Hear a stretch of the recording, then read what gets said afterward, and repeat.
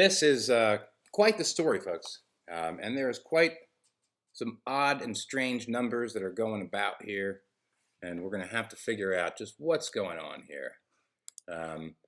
This man, we're going to call him the first COVID criminal of 2020.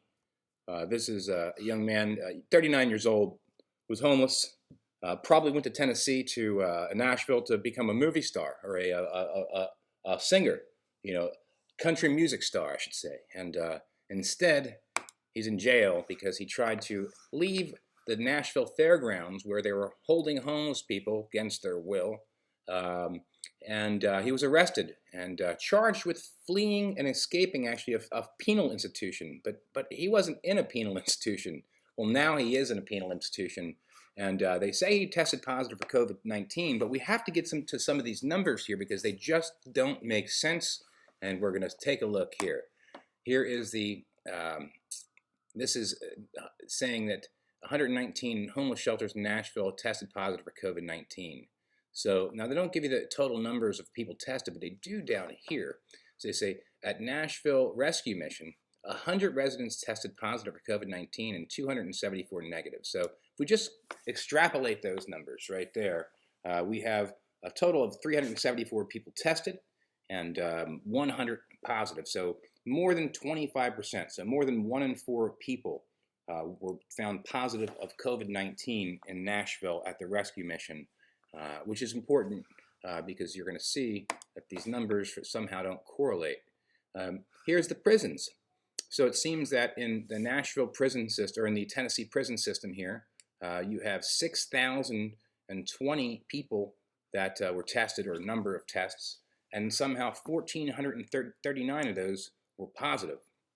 That means that basically, again, 1 in 4 people were testing positive in the prisons for COVID-19.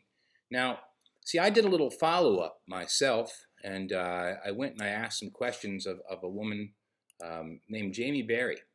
And you'll see I was hoping to get the numbers for the testing of the people in public housing that have been completed thus far. So if you look here, she says 319 in our tower properties over the last few weeks, right? And she says that's not a part of the state testing happening today and tomorrow. Now I'm going to show you why that's important, because they've been testing for the last couple weeks. They tested, and 319 of those tests were tested in just a couple weeks, which is actually the last 4 weeks they've been testing. And you can see her say, this is not a part of our state testing today and tomorrow. And why does she say that? Let's just go in here and just look up Nashville public housing, and we'll go into the news. If you go into the news section of Google, and you'll see, oh, look, Tennessee rolling out free voluntary testing at Nashville public housing communities. Coronavirus testing begins in Nashville public housing. Look at that right there. A free COVID-19 test held at public housing, Nashville. Now look at this. So they're saying they're rolling them out. Begins today. Testing begins in Nashville. 2 days of coronavirus testing will get underway Thursday, which is tomorrow. Well, from what she says, there's already been 319 people tested at the towers. Now, I'm going to save the suspense because I know the suspense is killing you of how many of the 319 people tested positive. But I have to save that because I want to show you something also very important here. We're going to look at a law that was passed somehow completely unconstitutional, but that doesn't matter. Constitutionality doesn't matter, it seems, to the people in Washington anymore, because they passed and these provisions to this law in 2017, and they actually passed this originally in 2005, but 2017 they added some definitions, and they added also some new terminology. Now, if you see here, this is called interstate. It was called interstate quarantine. So apprehension means the temporary taking into custody of an individual or group, a group like a whole community maybe, for purposes of determining whether federal quarantine, isolation, or conditional release is warranted. So what would be the reasons that they could hold you? Now this is scary, folks. This is scary. Ill person means an individual who has a fever, right, measured above 100.4, or You got to see this. Feels warm to the touch. Oh my God. How arbitrary and capricious is the warm to the touch. I know me and my wife sometimes will both touch my son's head. I'll say he feels fine. She said he feels warm. So we'll both have a different opinion about what feeling warm is. If you have a skin rash, they can also take you into custody. Difficulty breathing, persistent cough, decreased consciousness, and or confusion of recent onset. Now that's a very important one because that's the one that is just like the One Flew Over the Cuckoo's Nest for Jack Nicholson. All of a sudden, Nurse Ratched tells you you're crazy, and then you're crazy. And take a look at this too. You're going to see this, or appears obviously unwell. So your appearance now is going to be what will allow your health department to decide whether you are allowed to be quarantined or not. Pretty scary stuff there, folks. We have, and by the way, let's look at one other thing here. We'll go back into the Google search, and you'll see that in Tennessee,